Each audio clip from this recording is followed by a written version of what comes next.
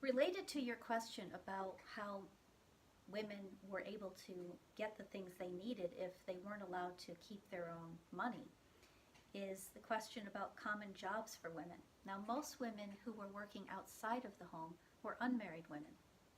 Now, married women were very busy all the time. Um, they were farmers and they helped with their husband's businesses or maybe even ran their own businesses. They often were writers, and of course they were teaching their own children at home. But common jobs for unmarried women were mill workers and factory workers, servants. Oh, so many women who were unmarried were servants, like the women who worked in my home and took care of me. And some of them were school teachers, like my dear friend Susan B. Anthony. But if a school teacher was married, she had to quit her job, or she would be fired. In either case, she was no longer a school teacher. And while she was a school teacher, an unmarried woman did not make much money because men always made more money as teachers than women did. Let's see, what are there other questions? Did it hurt your feelings that women could not vote? Yes, it did hurt my feelings that women could not vote. I knew that I was a person who loved my country and had something to offer. And I knew that other women were as well, lovers of their country and deeply concerned about their communities. We had something to offer, and we could not understand why the nation did not want our help. We were worried about other things too. We wanted the right to control our own property, to have custody of our children, to make our own decisions in life. Sometimes I felt very angry about that. Most often I felt very sad. Were you scared to say out loud your ideas about women being treated equal to men? I was very scared, especially that first day in Seneca Falls. I had only spoken in public a couple times before. It was very uncommon for women to speak in front of groups of people. And I'm afraid that my voice was probably too quiet for anyone to hear. Amelia Bloomer complained that it was difficult to hear me. But I gained courage with practice. And by the end of the convention, I felt very confident in what I was doing. Even though there were people who disagreed with me, I knew that I had something to offer, and I felt good about offering it. Did you ever feel unsafe during your fight for women's rights? There were people who came to our conventions only to cause trouble. They would throw pepper on stoves so that our eyes would become irritated with the fumes. They would shout at us and tease and bully us. So of course we were frightened at times. But maybe the one time I was the most frightened when I was on the suffrage trail was when I was in Kansas. And that night I was sleeping in a covered wagon. And in the middle of the night, a herd of pigs began to snuffle and push against the wagon, and they were so large and so hungry that I was afraid that something terrible might happen to me, but somehow I made it through the night.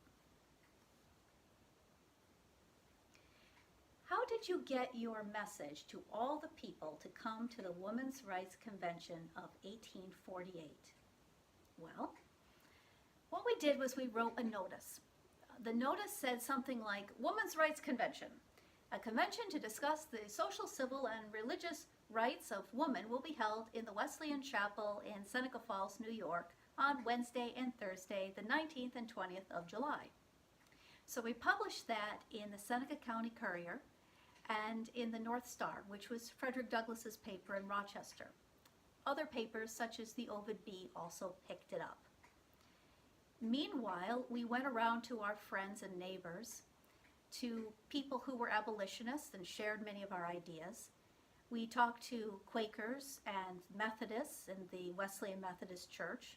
I talked to some of the members of the Episcopal Church that I occasionally visited with my children. I also spoke to Mr. Hoskins of Hoskins Dry Goods and Jacob Chamberlain, who ran one of the large mills, and a number of other important people in town to spread the news. So with all of us talking to our friends and neighbors and churches, pretty soon many people had heard about it and they arrived.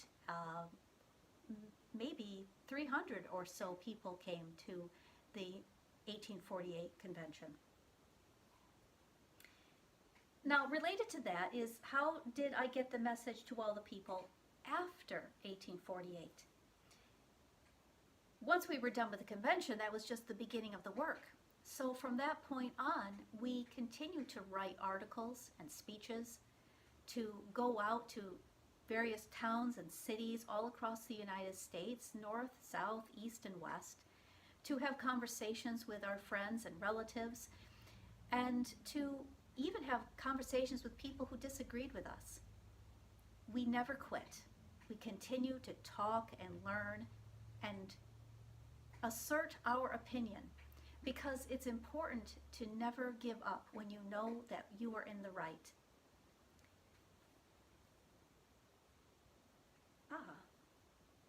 Why did men sign the Declaration of Sentiments? Now, you would think that men wouldn't want to sign the Declaration of Sentiments, because that would mean giving up some of their power. And what would be the reason to do that? Well, the reason that some men signed the Declaration of Sentiments was because they believed that women, their daughters, sisters, wives, and good friends, were people. And because they believed that we were people and knew us to be brave and kind and true and smart and funny and hopeful, just like all people are, they thought that it would be cruel to keep us from having rights. They also believed that they were not really equal yet, because until every single person has freedom, no one is free. And you cannot have equality until everyone has the same rights. There were a number of men who worked hard for women's rights. Garrett Smith, my cousin, demanded voting rights for women even before Seneca Falls. Frederick Douglass stood up in Seneca Falls and for many years thereafter demanding that women have the same rights as men. There were men all across the country who believed in our cause. My own sons believed in our cause.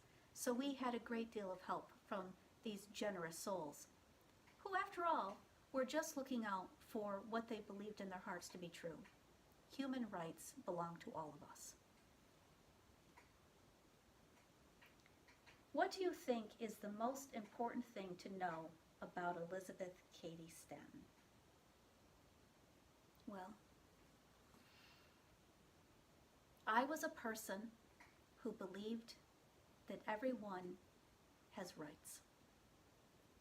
And I believed that we should defend each other in our quest to obtain these rights, protect these rights.